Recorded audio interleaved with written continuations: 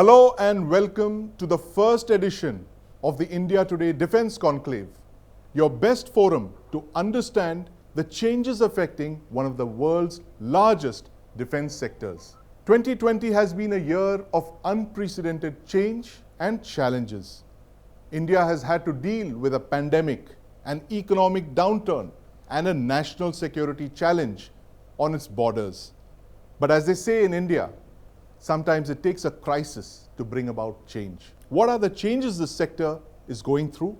We'll let you know. We would like to thank our presenting sponsor, the Darwin Platform Group of Companies, and our associate sponsors, Navantia and Solar Group. I would now like to call upon Mr. Raj Chengappa, Group Editorial Director, Publishing, India Today Group, to please inaugurate the summit. Hello, on behalf of the India Today Group, I'm delighted to welcome you to this special Defence Conclave put together by India Today magazine. We are all aware of the external threats that India faces, even as we combat some of the gravest internal threats caused by the COVID pandemic. Our borders have turned hot with conflict. China has shown its aggressive intent on the line of actual control, and for the first time in 45 years, shots have been fired and precious lives lost. Even as our brave armed forces counter China's aggressive intent, Pakistan has been up to no good and made the line of control a bloody battle zone again. With two unsettled borders and two nuclear-armed hostile neighbors, India faces enormous security challenges.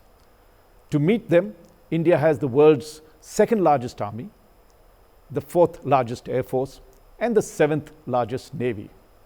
It is one of the world's top 5 defense spenders, spending over rupees 4.7 lakh crores on defense annually.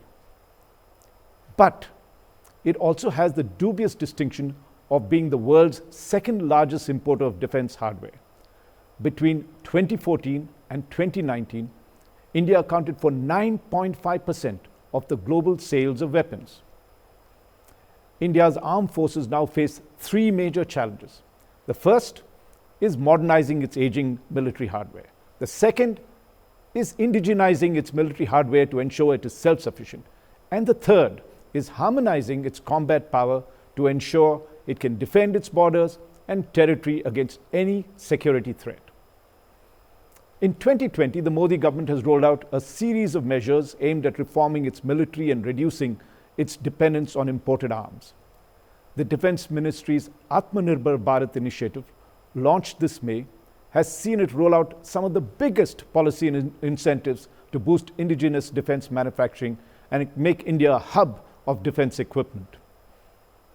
The Defense Ministry has set an ambitious target of doubling India's current turnover of $12 billion in defense manufacturing to now $25 billion or rupees 1.75 lakh crores in the next 5 years.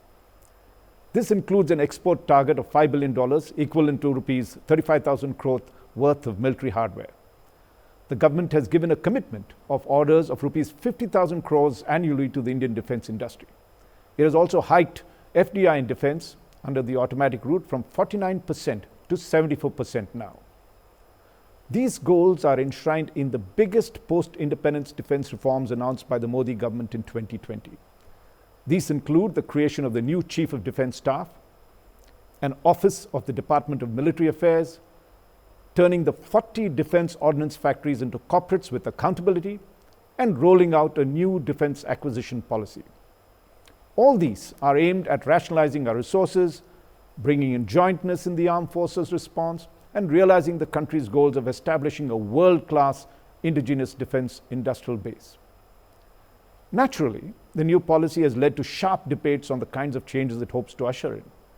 As the country's most read magazine, India Today has taken the initiative to stir the discourse in this direction by bringing together key stakeholders from the armed forces, the defense ministry, and the scientific community to discuss the major issues.